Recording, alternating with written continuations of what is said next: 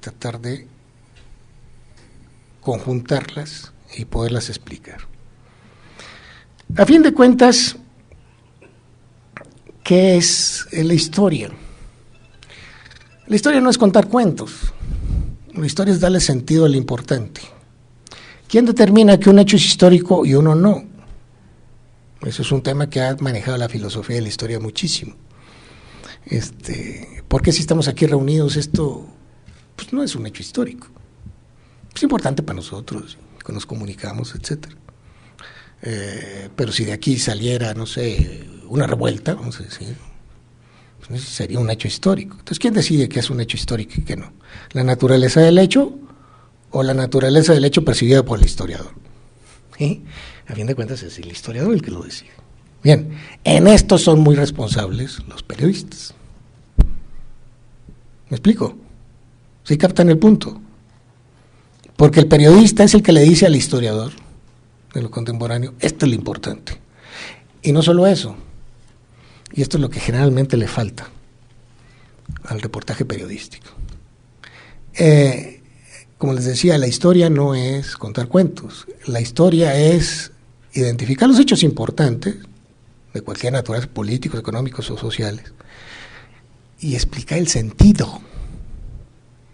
Por eso se habla del sentido de la historia. Muy manoseado por el marxismo, pero sí hay un sentido de la historia. Los historiadores no marxistas aceptan que hay un sentido de la historia. Se camina hacia allá, no se camina indiscriminadamente. Seamos individuos, seamos pueblos, seamos estados, seamos nación, seamos lo que sea, ¿no? Lo que quieran ustedes historia, se camina en cierto sentido y no en otro que pudo haber sido. No sé, si en lo político, México jamás era una monarquía, vamos a decir, ¿no? Punto. Va a ser siempre una república. España sí podía ser una monarquía otra vez, dado cómo se desarrolló su sentido de la historia. Bien. Refutaciones a la historia contemporánea o historia del tiempo presente. El primero es que la distancia del historiador debe ser muy larga para no estar involucrado, como ya lo decía. ¿Por qué? Para evitar la subjetividad. A mí me ha pasado, en la medida que, por ejemplo, cuando tuve que hacer 2 capítulos para uno de mis libros, ponerlo al día e incluir los últimos 12 años de la hegemonía priista. Me pasó. Ya me venía pasando anteriormente. Es decir, yo había sido, en algunos casos, hasta protagonista de los eventos. Bien, pero eso hay que superarlo porque la subjetividad no se puede evitar jamás. Entonces, esa objeción no vale. Segunda, un ejemplo clásico. Edmund Burke, que fue parlamentario inglés a fines del siglo XVIII, entendió mejor la naturaleza de la Revolución Francesa que muchos historiadores posteriores. Entonces, la inmediatez del hecho no significa estar obnubilado. Es posible interpretar qué es lo que pasó y hacia dónde va. Segundo problema, que este sí es un problema, y este sí lo levantan muchos, incluso hasta los historiadores de lo contemporáneo o del momento presente. La ausencia de fuentes. Pero en realidad estamos hablando de ausencia de fuentes, cierto. Hay mucho archivo oficial que está cerrado, ustedes lo saben, 25, 50 años, y en algunos para siempre, como en Inglaterra, porque así es su legislación. Pero hay muchas alternativas, entre ellas la noticia manejada por los periodistas. Y ahora proliferan las formas de acceder a las noticias. La red, nomás para hablar de una, la red. Claro, a esto se había agregado hacia algunos años, hacia unas décadas, el cine, después los noticieros de la televisión, etcétera, etcétera. Todo eso queda en algún lugar, como quedaron los documentos de la colonia ahora en el Archivo Nacional, en el Archivo General de la Nación. Así, en algunos lugares está quedando. Incluso ha llevado a algunos historiadores, por ejemplo, lo planteaba el otro día Jan Meyer, es decir, bueno, el historiador y sobre todo el biógrafo se ha basado mucho en la correspondencia de las personas, ¿no? ¿Qué va a pasar ahora? pues tendremos, yo creo, que hacer no sé, un futuro historiador será un rescatador de discos duros, por ejemplo, ¿no? Aunque mucho queda en la nube, ahora le llaman la nube, pero sí muchas cosas son privadas, pues habrá una cacería de nuevos archivos, vamos a decirlo así. ¿Qué va a pasar? No sé exactamente, pero ese es un problema real. Bien.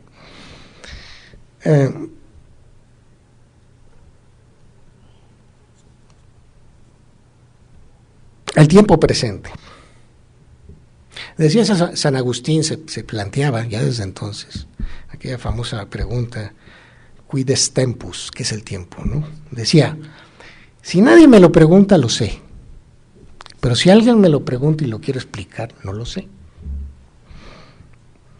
Bien, la psicología lo ha definido, es decir, lo ha definido como una temporalidad alargada, ojo, eso es importante, que contiene la memoria de lo pasado y la expectativa de lo porvenir. Y aquí es en donde se ubica exactamente el oficio de estos compañeros. ¿Sí? Porque no se les pide que predigan el porvenir, pero sí que tomen recomendaciones presentes en virtud de lo que pueda venir, en caso de sus clientes. Por eso están aquí presentes como clientes de estos asuntos. El presente del pasado es la memoria, el presente del presente es la visión de nuestro campo de experiencia, y el presente del futuro es la espera. Siempre estamos en el presente.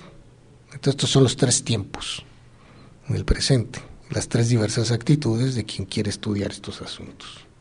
En otras palabras, la historia del tiempo presente o contemporánea es el conjunto de análisis del pasado, preferiblemente del pasado reciente, puesto en perspectiva del presente que se está viviendo, no necesariamente lo que estamos aquí ahorita viviendo, pero sí, digamos, por ejemplo, no sé, en el caso del presente sexenio, la lucha contra el crimen organizado, es un prolongado presente, es un presente alargado, ¿no? En esa perspectiva, puesto en perspectiva del presente, lo que se está viviendo, y de la anticipación de lo porvenir. En esas tres dimensiones se tiene que manejar. Los tres sentidos del presente, pues, son el presente como lo fugaz, el presente como el hoy y el presente de lo que se está viviendo. Decía Croce, toda historia digna de su nombre es historia contemporánea. ¿Por qué? Porque lo que trataba de ilustrar es de que cuando se hace historia, no importa lo remoto que sea, se está partiendo del presente y de un problema del presente. Por eso hay muchas lecturas en la historia. Por eso se hace una y otra vez. Por eso encontramos una versión positivista y una versión distinta después sobre los mismos hechos. Por eso todavía se está repensando la Revolución Francesa. Y se está repensando en virtud del presente de Francia y del mundo. ¿Sí? Toda historia digna de su nombre es historia contemporánea. Bien, el periodista, ¿qué hace? Da testimonio. Y el testimonio es algo difícil, complicado. Al menos tiene tres sentidos.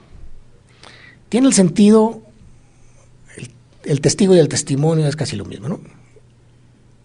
Tiene el sentido de lo empírico. Yo estuve ahí y yo les digo lo que vi, oí, o oí cuando entrevisté, ¿no? Que sería el asunto de ustedes. Tiene el sentido jurídico, que aquí no nos interesa. Y tiene el sentido filosófico. Es decir, el testigo pretende ser portador de la verdad. Pero lo es. ¿En qué medida? Para responder a esta pregunta hay que atenerse al primer y al tercer sentido del testigo y el testimonio.